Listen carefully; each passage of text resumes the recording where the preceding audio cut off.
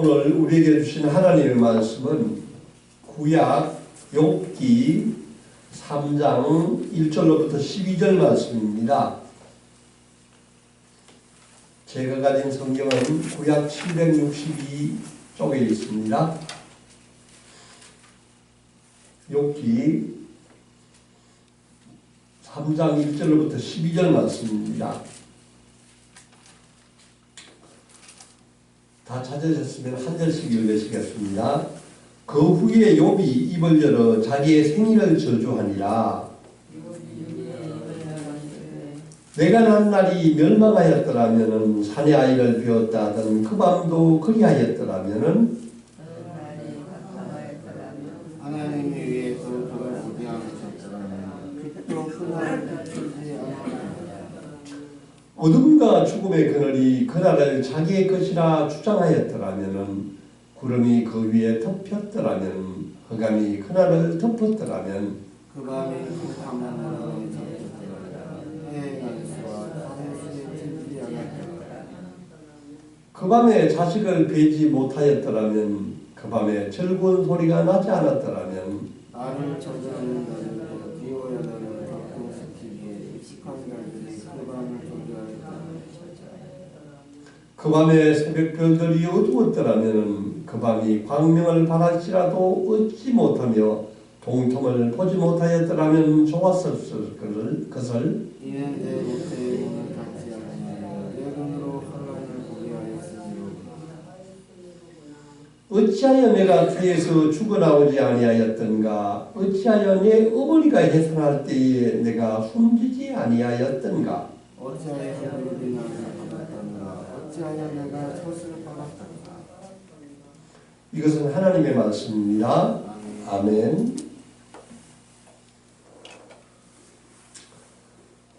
오늘의 설교 제목은 차라리 태어나지 않았더라면입니다. 여러분 지금까지 태어나서 세상을 살아오면서 한 번도 어머니 왜 저를 낳으셨나요? 하는 이런 탄식을 해본 적이 있으십니까? 1972년에 시각장애인인 그 이용복이라는 가수가 어머니 왜 나를 낳으셨나요? 라는 곡을 불러서 선풍적인 인기를 끈 적이 있었습니다. 바람이 힘오던 어느 날 밤에 떨어진 꽃잎처럼 나는 태어났네. 내 눈에 보이던 아름다운 세상 잊을 수가 없어. 가엾은 어머니 왜 나를 낳으셨나요? 이 곡은 원래 이탈리아 가수 루치오 달라가 불렀던 노래인데 이 노래를 번안해서 불렀는데 원곡보다 훨씬 더 많은 인기를 누렸다고 합니다. 가수 이용복의 그 생애를 제가 어제 한번 이렇게 읽어보았는데 그는 3살 때 마루에서 넘어져서 뒷돌에 부딪혀서 왼쪽 눈을 잃었다고 합니다. 그런데 또 8살이 될 때에 그는 썰매 꼬챙이에 눈에 찔려서 오른쪽 눈마저 볼 수 없게 되어서 후천적인 시각장애인이 되었다고 합니다.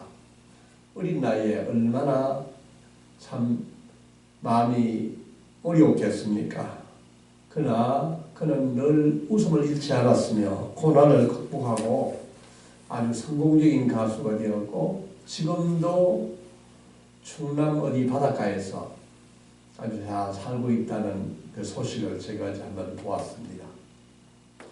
오늘 우리가 읽은 이 성경 말씀 가운데서도 욥이라는 의인이 부른 노래도 이용복이 부른 노래와도 같은 노래를 하고 있습니다. 가엾은 어머니 왜 나를 낳으셨나요?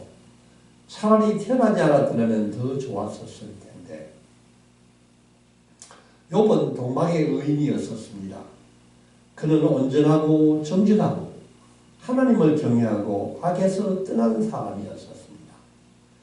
그는 하나님으로부터 축복을 많이 받아서 큰 부자였고 자식도 10명이나 두는 다복한 가정이었었습니다. 그런데 어느 아침에 하루아침에 그 많던 재산이 몽땅 날아나가고 10명의 자식들마저도 다 죽게 되었습니다. 그는 건강마저도 다 잃게 되었습니다. 발바닥에서 중수리까지 온몸에 종기가 나서 제 위에 앉아서 질그릇으로 몸을 긁어야 하는 비참한 신세가 되고 말았습니다. 욥이 왜 이렇게 고난을 받아야 되는 것입니까? 그가 죄를 저질렀기 때문이 아니었습니다.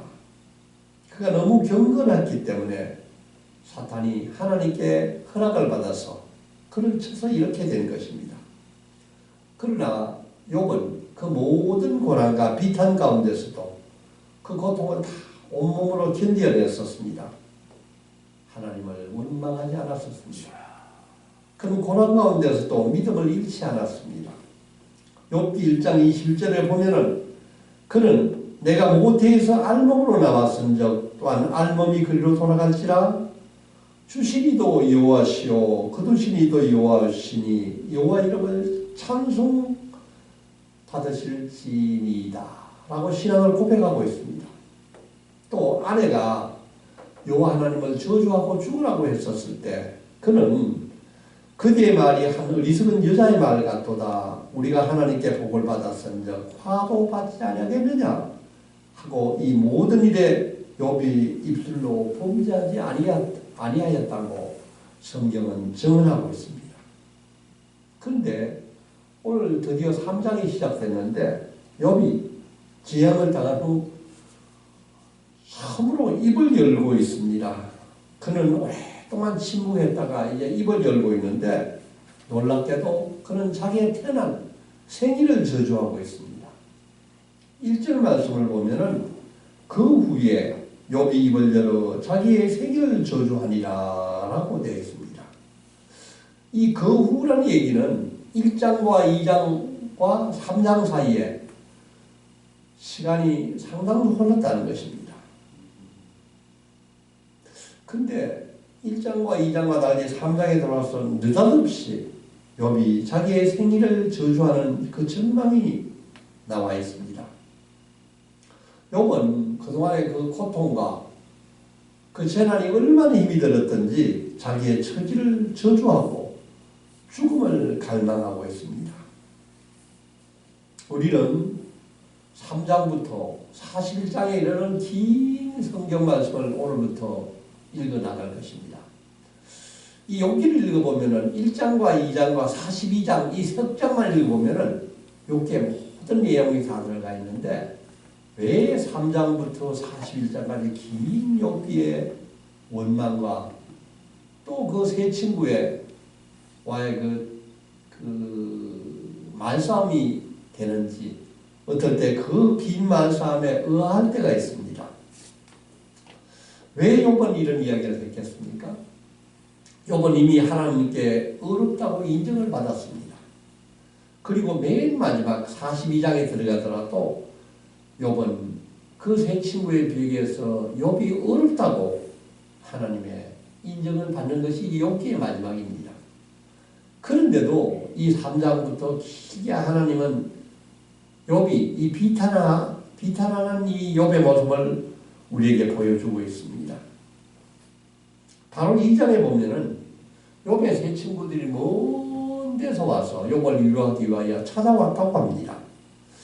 그 친구들이 일주일 동안 욥의 곁에 앉아서 침묵하면서 앉아 있었다고 합니다. 저는 그 친구들의 모습을 보면서 우리가 그 욥의 친구처럼 그 욥이 슬픈 일을 당했을 때 일주일간이나 그 먼 곳에 앉아서 침묵할 수 있었을까 하는 생각을 해보면은 그 친구들도 역시 대단히 좋은 친구였다는 것을 알 수 있습니다. 그런데 일주일 동안 한마디도 하지 않았다는 것입니다. 욥은 아마 굉장히 외롭고 힘들었을 것입니다. 욥에게는 이제 희망이 보이지 않습니다. 그래서 마침내 3장에는 욥이 폭발하는 모습이 나옵니다. 3장은 욥의 저주와 욥의 탄식과 또 고뇌에 찬 질문이 계속되고 있습니다. 이미 사탄은 욥에게 하나님을 저주하라고 했습니다. 그 안에도 하나님을 저주하고 죽으라고 했었습니다. 그러나 놀랍게도 욥은 하나님을 저주하지 않습니다. 다만 오늘 욥은 자기가 태어난 날을 저주하고 있습니다. 왜 그렇습니까? 자기가 지금 너무 고통스럽기 때문입니다. 저는 이 욥기를 읽으면서 지선아 사랑해 하는 그 책이 생각이 났습니다. 이 지선이라는 젊은 여대생은 23살의 꽃다운 아이였는데 어느 날 길을 가다가 7층 추돌사고에 엄청난 교통사고를 당하고 전신 53%가 3도 중화상을 입는 엄청난 그 재난을 겪게 되고 이로부터 7개월 동안 40번이 넘는 피부 이식 그 고통 수술을 받게 되는 엄청난 그 재난을 겪습니다. 온 피부가 다 그냥 망가지고 그 아름다운 꽃다운 처녀가 얼굴이 다 망가지는 상태에서 사는 것이 살아남는 것이 죽는 것보다 더 어려웠다고 고백을 하고 있습니다. 그러나 이 지선 양은 끝까지 믿음으로 이것을 참아내고 미국 유학 가서 지금 한동대 교수가 되었다고 합니다. 그는 오늘 그 욥이 겪는 고통에 못지않는 그런 고통을 겪었었지만은 참으로 그 고통을 이겨내고 믿음을 이겨내고 살아왔던 그 이기순 양이 생각이 났었습니다. 3절 말씀을 우리가 한번 읽어보겠습니다. 시작. 내가 난 날이 멸망하였더라면 산의 아이를 베었다 하던 그 밤도 그러하였더라면 아멘. 그 3장의 이 모든 이야기는 그 운율로 되어 있습니다. 하나의 시로 되어 있습니다. 욥이 먼저 자기가 태어난 날 낯을 저주하고 있고 그로부터 9개월 전 부모들이 자신을 임신한 날 그 밤을 저주하고 있습니다. 4절 5절도 마찬가지입니다. 그날이 캄캄하였더라면 하나님 위에서 돌아보지 않으셨더라면 빛도 그날을 비추지 않았더라면 얼마나 자신의 삶이 고통스러웠으면 도대체 죽음과 어둠이 자기의 존재의 뿌리를 다 없애주기를 바라고 있습니다. 욥은 자신이 차라리 이 세상에 태어나지 않았더라면 얼마나 좋았었을까를 고백하고 있습니다. 저는 이 성경 말씀을 읽을 때 에레미야 선지자가 생각이 났습니다. 에레미야도 이런 자기 생일을 저주했던 적이 있습니다.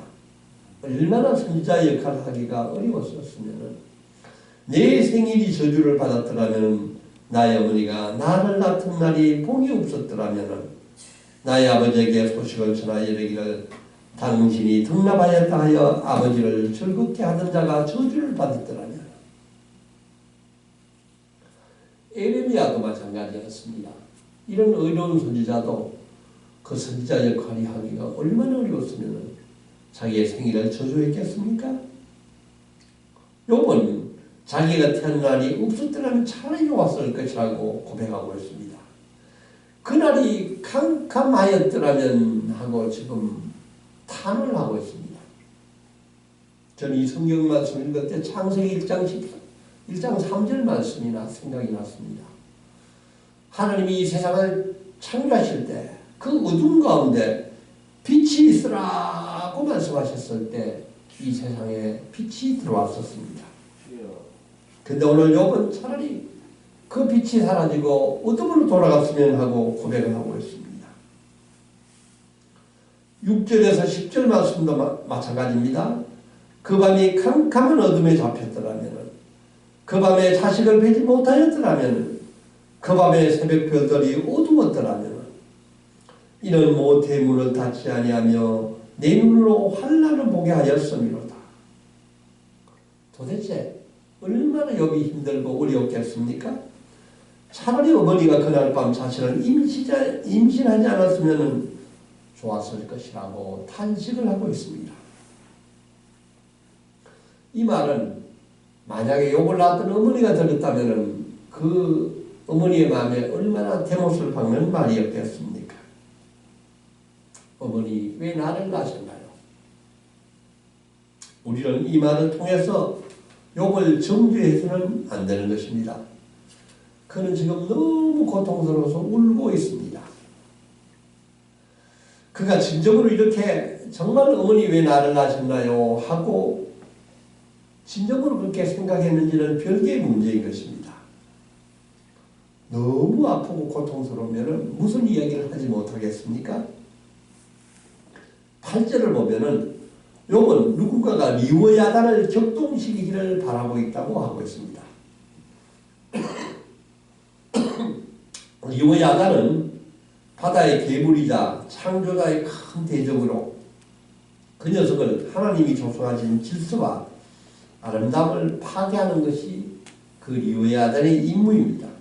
욥은 차라리 이 리워야단을 부리는 자들이 그를 불러내어 하나님의 창조 질서를 파괴하기를 지금 원하고 있습니다. 왜 욥이 이렇게 비참한 탄식과 저주를 쏟아내고 있습니까? 그것은 그가 그만큼 힘들고 고통스럽고 아프기 때문입니다. 근데 심리학자들은 이 욥처럼 이렇게 아프다고 소리치는 사람들이 그냥 참고 내색하지를 않는 사람보다 더 건강하다고 합니다. 왜 그렇습니까? 이런 사람들은 치유와 회복이 훨씬 더 쉽다고 합니다. 사랑하는 성도 여러분, 우리들도 살다가 힘이 들고 아프면은 아플 때가 있으면 하나님께 소리 지르기 바랍니다. 하나님은 우리가 토해내는 그 어떤 이야기도 들어주시고 하나님은 우리의 아픔을 반드시 치료해 주실 것을 믿습니다.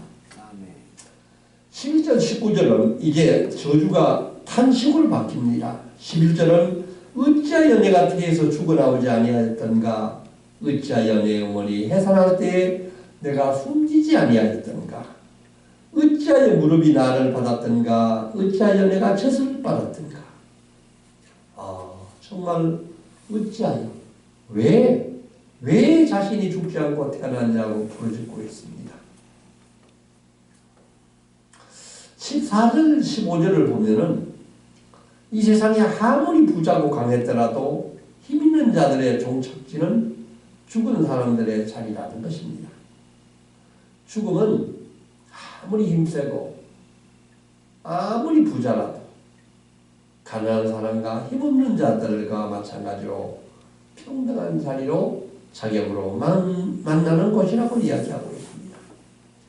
이 땅에 아무리 높은 고적을 누려도 죽은 사람에게는 별로 의미가 없다는 것입니다. 죽음은 참으로 고요한 곳이라고 합니다. 세상에 온갖 만행을 저지른 악한 사람들도 더 이상 시끄럽게 하지 못할 것이라는 것입니다. 왜 욥이 지금 이렇게 힘들어하고 고뇌하고 또 비탄해하는 것입니까? 그런 이 고난은 도저히 이해할 수 없기 때문입니다. 왜 경건한 성도가 왜 경건한 사람이 이렇게 혹독한 고난을 당해야 되는지 욥은 이해하지를 못합니다. 욥은 마지막으로 절망적인 질문을 하게 됩니다. 20절 말씀을 우리가 한번 읽어보겠습니다. 어찌하여 고난을 당한 자에게 빛을 주셨으며 마음이 아픈 자에게 생명을 주셨는고. 욥의 첫 번째 질문은 살면서 너무나도 많은 고통을 경험해서 이제 살고 싶지 않은 마음이 있는데 왜 하나님께서 내 생명을 유지하는지 그 이유를 모르겠다는 것입니다. 욥의 두 번째 질문은 23절입니다. 하나님에게 둘러싸여 길이 아득한 사람에게 어찌하여 빛을 주셨는고. 하나님이 고통을 당하는 나 같은 사람들도 마음대로 죽지 못하도록 하나님이 그를 둘러쌌다고 탄식을 하고 있습니다. 아무리 죽을 생각을 죽음을 갈망하더라도 죽지 못한다는 것입니다. 욥은 지금 간절한 마음으로 죽음을 갈구하고 있습니다. 죽고 싶어도 죽을 수 없는 것이 인생이라고 고백을 하고 있습니다. 저는 이 성경 말씀을 읽으면서 또다시 다윗을 생각해 보았습니다. 다윗도 그 심한 가운데 하나님께 이와 같이 욕과 같이 탄식을 하며 고백을 했습니다. 시편 22편 1절과 2절 말씀입니다. 내 하나님이여 내 하나님이여 어찌 나를 버리셨나이까 어찌 나를 멀리하여 돕지 아니하시며 내 신음소리를 듣지 아니하시나이까 네 하나님이여 내가 낮에도 부르짖고 밤에도 잠잠하지 아니하오나 응답하지 아니하시나이까. 다윗도 이렇게 영혼의 캄캄한 마음 가운데서 하나님께 부르짖고 고백했습니다. 사랑하는 성도 여러분, 우리에게도 이 다윗과 같이 또 예레미야 같이 오늘 욥과 같이 고통의 날이 있습니다. 깜깜한 어둠의 밤이 있습니다. 이런 때는 하나님께 그 고통을 호소하고 부르짖어야 합니다. 이 욥의 슬픔이 언제 해결이 됩니까? 오랜 시간이 지난 뒤에 예수님이 이 땅에 오셔서 십자가에서 예수님도 나의 하나님 나의 하나님 어찌하여 나를 버리셨나이까 라고 외치면서 십자가를 위해서 돌아가셨을 때 비로소 우리의 모든 죄와 슬픔과 고통이 해결되게 되었습니다. 우리도 가끔 극단적인 고통과 슬픔을 마주했을 때 하나님 도대체 하나님 어디에 계십니까? 라고 생각될 때가 있습니다. 2000년 전 예수님도 이 깊은 어둠 가운데 계셨습니다. 욥이 겪은 어둠보다도 더 깊은 어둠 속에 계셨습니다. 나의 하나님, 나의 하나님, 어찌하여 나를 버리셨나이까? 라고 외치셨습니다. 아주 놀랍게도 이 욥이 울고 지금 외치고 있는 영혼의 이 깊은 밤은 예수님의 십자가 어둠을 예표하고 있습니다. 욥에게는 아직도 구원의 희망이 남아 있습니다. 진정한 사랑이란 무엇입니까? 비를 맞고 있는 사람에게 우산을 받쳐줄 수 있는 것뿐만 아니라 자기의 우산을 던지고 그와 함께 비를 맞는 것이라고 겨울우께는 25시에서 말씀하고 있습니다. 사랑하는 성도 여러분, 우리도 오늘 욥과 같은 사람들을 보면서 우는 사람들과 함께 진정한 사랑을 나눌 수 있기를 원합니다. 또한 우리의 모든 슬픔과 고통도 다 주님께 토설하고 부르짖어 기도할 수 있기를 원합니다. 그는 반드시 욥과 같이 예레미야와 같이 다윗과 같이 하나님이 우리를 위로해 주시고 구원해 주실 것을 믿습니다. 십자가 위에서 죽임당하신 보혈의 공로에 힘입어 슬픔에서 기쁨으로 어둠에서 빛으로 나아가는 승리하는 인생이 되시기를 축복합니다. 아멘. 사랑의 하나님, 죄인인 우리를 구원해 주셔서